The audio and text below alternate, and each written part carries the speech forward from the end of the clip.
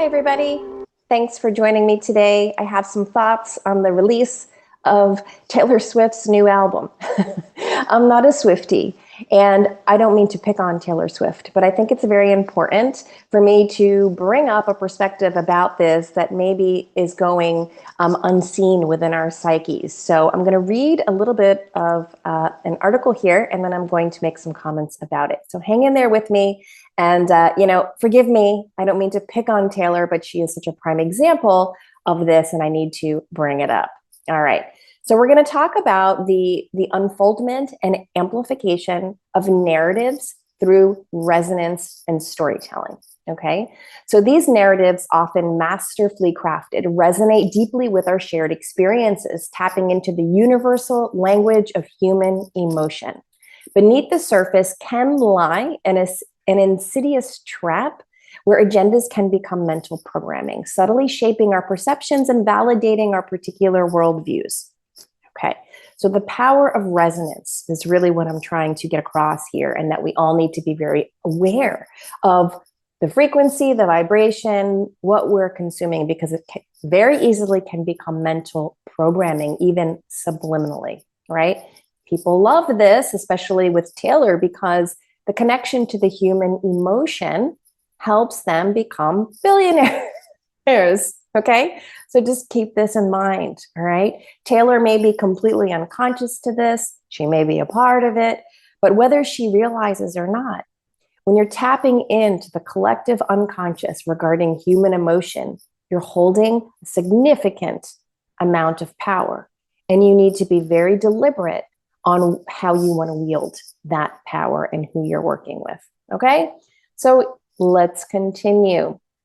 The power of resonance at the heart of this phenomenon lies the concept of the ability of a specific frequency or vibration to amplify and reinforce itself. In the realm of storytelling, narratives that resonate with our lived experience or deeply rooted emotions have the potential to reverberate through our psyches, gaining a lot of traction and validation. Taylor Swift's music specifically taps into the unrequited love narrative. Okay, again, you may think it's silly, cute, infantile, but again, if your children, if your daughters, if you are perpetually listening to this, you could very well be unknowingly, subliminally programming yourself that love is always hard and fraught with major issues. Okay, her tales of unrequited love, heartbreak, and the complexities of romantic relationships have captivated millions, transcending cultural boundaries and generational divides. The reason for such widespread resonance, again, as I mentioned, is very simple. We all have experienced the pains of unrequited love, the ache of rejection, or the bittersweet melancholy of a relationship's end, right? So by weaving her personal experiences into a tapestry of relatable narratives, Swift has created the ability to tap into a universal wellspring of emotion, amplifying her stories through the resonance they evoke with her audience.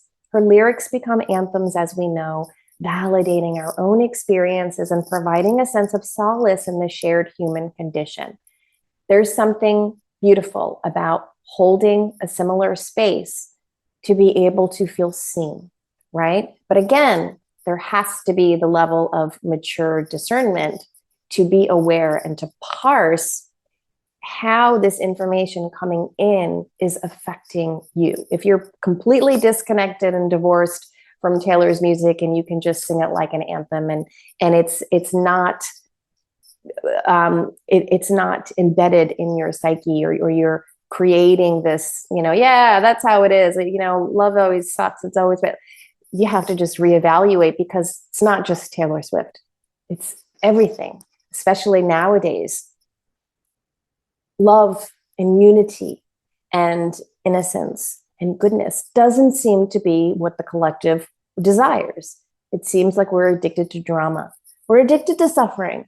We're addicted to pain, right? So when those chemicals are released, you can actually become addicted to not feeling great, right? And then we have our means of relief and escape to self-soothe, right?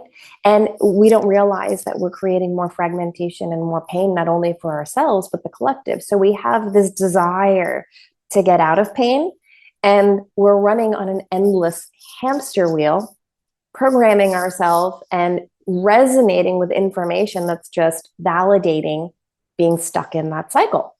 So it's important to recognize, okay?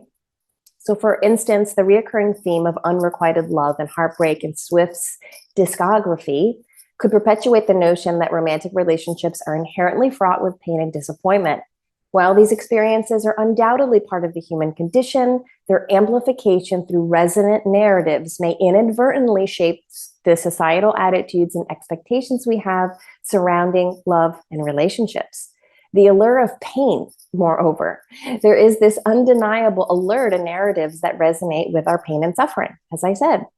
As Swift's tales of heartbreak and emotional turmoil strike a chord within us, they tap into also a collective desire for validation and catharsis. In a society that often suppresses or stigmatizes vulnerability, these narratives offer a safe space, a safe haven, where our wounds are acknowledged and our experiences are reflected back to us. This is sacred feminine energy, okay? And because the world we live in today doesn't allow environment much space for care, concern, compassion, true empathy, because it's all about work and productivity and making more money and hitting the numbers and all of those things, our environments are devoid of true time and space for interconnection with others and especially ourselves. We're one way at work and then we're another way outside of work. And we're starting to catch on. We're starting to realize, if we haven't already, this is unhealthy to have like 4 different personalities and sides of myself. Like, I can only bring so much of myself here. I can be a little bit here. I can bring a little bit of my personality here. Here, I can't bring any of my personality. I have to completely armor and mask. And maybe, just maybe, you show up at a Taylor Swift concert for the first time in a very long time in your life, you feel seen. This is the sacred feminine wound of our collective time. We don't feel seen. People aren't having the bandwidth to truly be present with us. Maybe we're going deeper than other people have. So there's an inability to truly resonate and be vulnerable and be open because others haven't gone that deep within themselves yet. Meaningful connections, relationships, conversations where there's resonance, this power to hold space, to be present, be seen, non-judgment. These spaces are sacred. And, you know, for instance, I used to teach yoga for many years. The yoga studio can be a safe space, right? Your spa can be a safe space. We have these insulated safe spaces, but there's not an integration of safe space enmeshed within most of our systems or institutions. They claim that there may be because it's part of what they have to provide, right? Like, oh, we have a psychologist on board, or we have somebody you can talk to. People know damn well that you can't go in there and be your true self in many of these environments. And in fact, the irony of it all is that I know so many people who see a psychotherapist or a therapist and they talk to me and they're like, yeah, I don't even tell them the truth. What the heck are we doing? It's insane. It's literally insane. Okay, so let me get back to reading this article. Okay, so while these expectations are undoubtedly part of the human condition, which is this relatability and pain and suffering in relationships, the amplification through the narratives, as I mentioned, are inadvertently shaping some of our belief systems. Okay, and obviously, look at love and relationship nowadays, and you know, our ability with I mean, things are changing, and if they're not changing, people are changing, literally.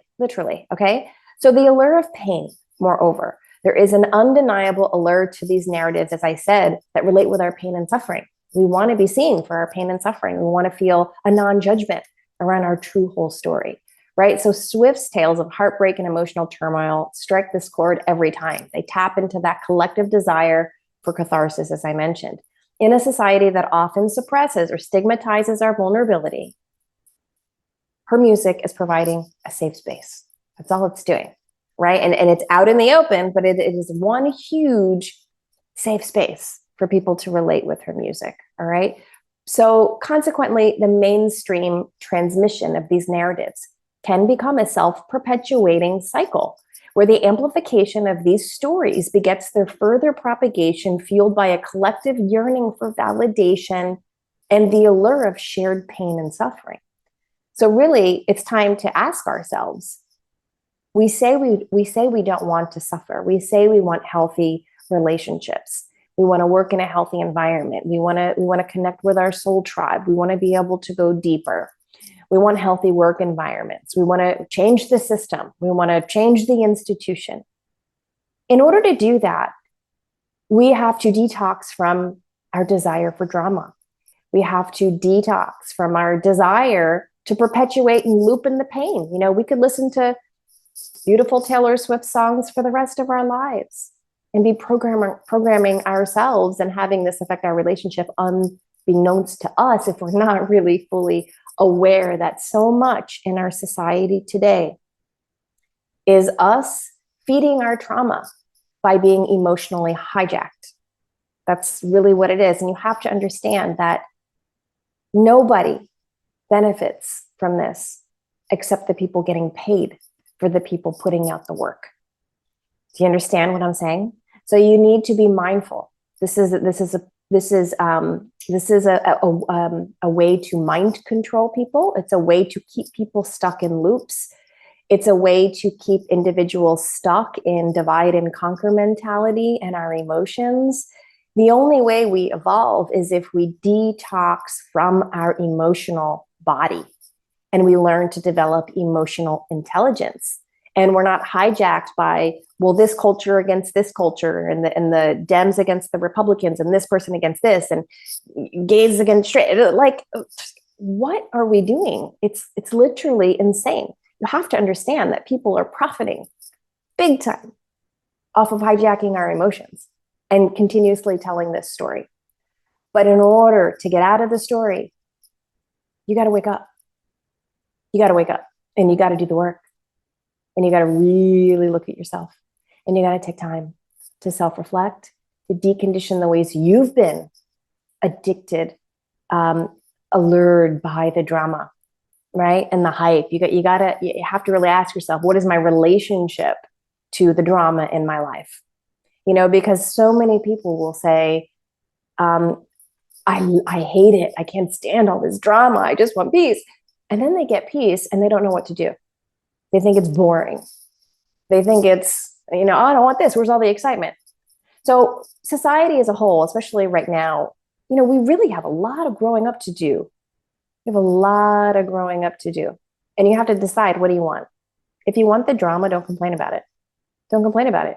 Just be in it. Enjoy your dramatic life. Just enjoy it. If you want peace, if you want something healthy, then you have to choose that. And you have to be aware when you're being pulled back into situations that want to fragment your consciousness and divide you. And you have to be aware of the people that you're with. If your people are fragmented, if you're in an institution or a system or a career field that's polarized, you're in a cult. And if you don't play with the cult, then you're either faking it, masking, armoring, or you probably want to find a way to get out. Right? So a lot of themes happening. And again, I didn't mean to pick on Taylor Swift specifically, but such a easily accessible example of her stories are relatable to all of us because we all have felt heartbreak in relationship. So she could just go on endlessly being the superstar of the world and people are profiting greatly while we're remaining in a loop of our own making. Thanks, guys.